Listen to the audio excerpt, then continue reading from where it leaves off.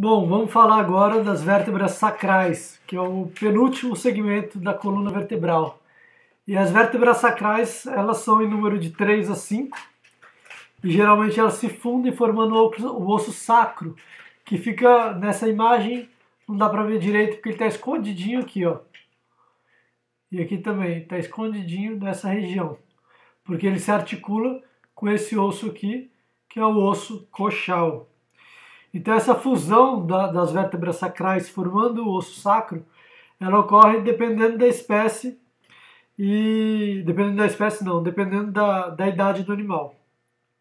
Então nos cães e porcos, né, nos cães e suínos, essa fusão ocorre mais ou menos com 1 ano e meio de idade.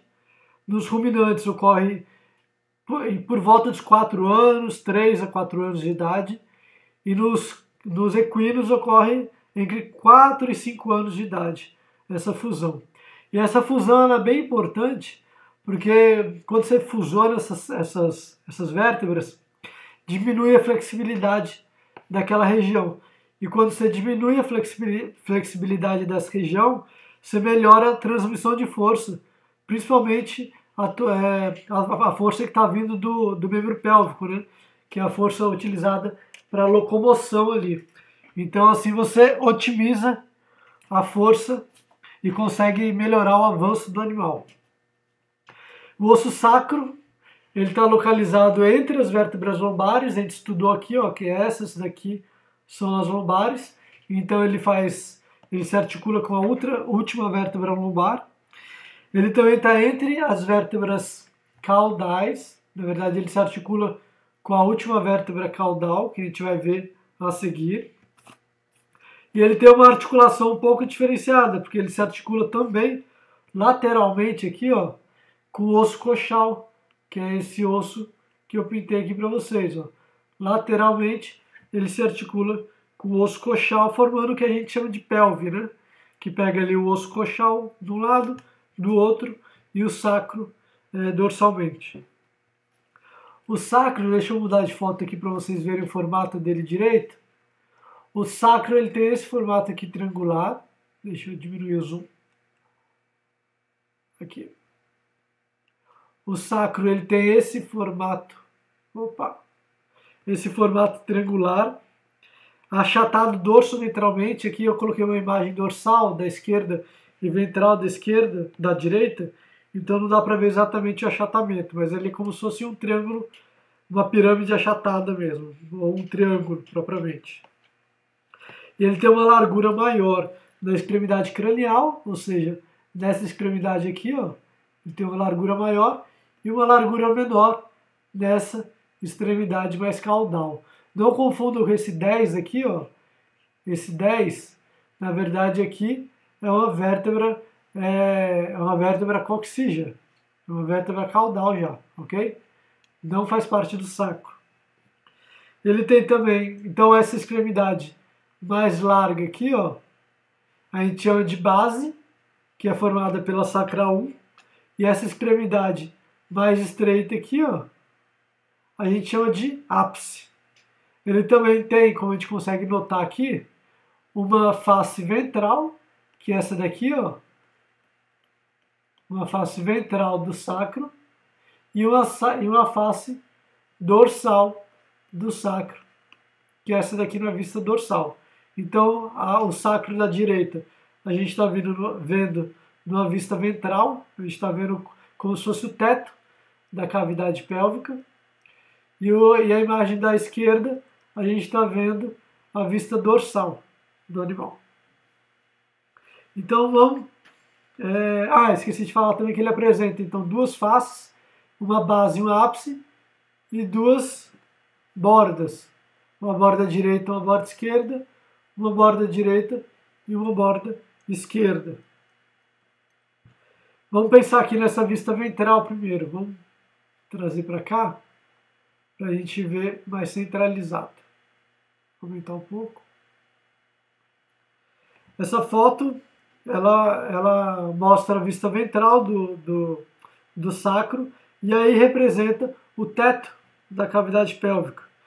E essa vista ventral, ela é côncava, côncava nessa direção, crânio-caudalmente. Então, com uma concavidade aqui nessa região. Deixa eu apagar para não poluir. E nela a gente consegue identificar algumas linhas, que nem essas daqui, ó. Algumas linhas transversais, que tem o nome mesmo de linha transversal.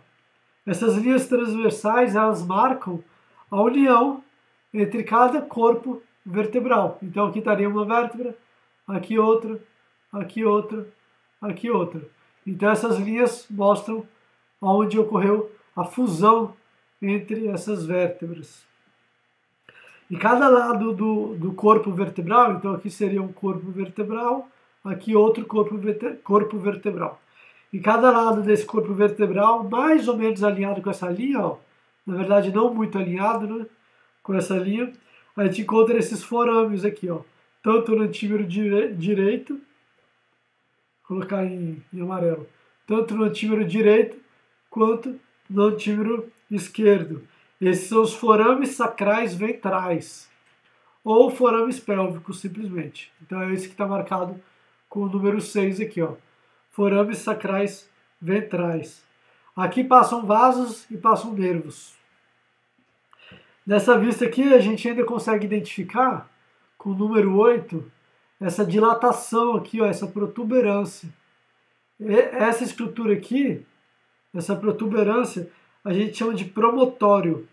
Na verdade, ela é uma dilatação da S1. Aqui seria a S1, ó, S1. Aqui é a S2. Então, esse promotório é uma dilatação da S1, ou seja, da primeira vértebra sacral. Lateralmente a esse promotório, a gente encontra essa grande massa que vai desde o lado direito e do lado esquerdo. Essa massa aqui, ó, que parece uma asa, a gente chama de asa do sacro.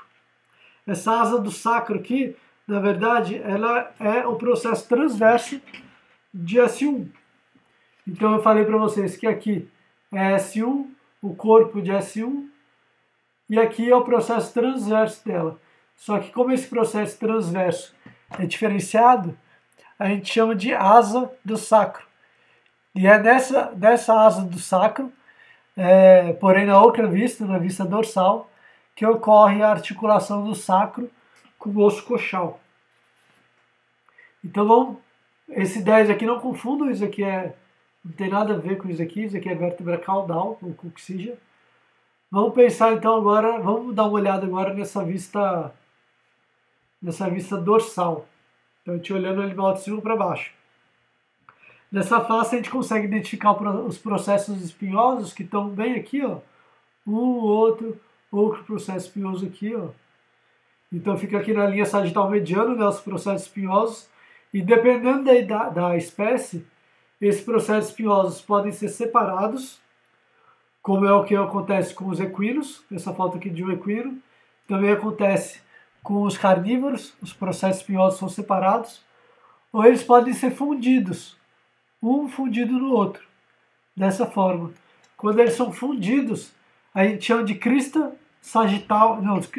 crista sacral mediana. Crista sacral mediana, que fica na linha sagital mediana. Então aqui seria a crista sacral mediana se fosse um ruminante, né? Da mesma forma, aqui a gente vê os processos transversos. Esse processo transverso, a gente já falou que é a asa, porém a gente tem esses outros processos transversos aqui dessas vértebras. E eles também se fundem. Se eu falei para vocês que a fusão do processo espinhoso é chamado de crista sacral mediana, a fusão dos processos transversos é chamada de crista sacral lateral, porque ela fica lateral ao sacro. Então aqui, ó, crista sacral lateral. Essa crista sacral lateral, ao contrário do processo espinhoso, a crista sacral lateral a gente vai ver em todas as espécies. Em todas as espécies ela vai ser fundida. E alinhado aqui ainda com o promotório, a gente consegue ver tanto na face dorsal quanto na face ventral, alinhado com o promotório e alinhado também com a asa, do sacro, a gente vê essa estrutura aqui, ó. Essa estrutura vocês já conhecem. Essa estrutura que tem dos dois lados, vocês já conhecem. Esse daqui é o processo articular cranial. É o processo articular cranial que vai se articular com a última vértebra lombar, que a gente já falou dela. E eu esqueci de falar aqui dos forames, deixa eu até apagar aqui para a gente visualizar mais fácil, dos forames que são formados aqui, ó, nos processos transversos. Tem desde do antímero direito, quanto aqui também no antímero esquerdo. Então esses forames aqui são os forames sacrais dorsais. Eles são correlacionados com os forames sacrais ventrais, que a gente vê da vista ventral. Fechou então, gente? Esse aqui é o osso sacro. Agora a gente vai falar do osso das vértebras caudais e a gente termina então todos os segmentos da coluna vertebral.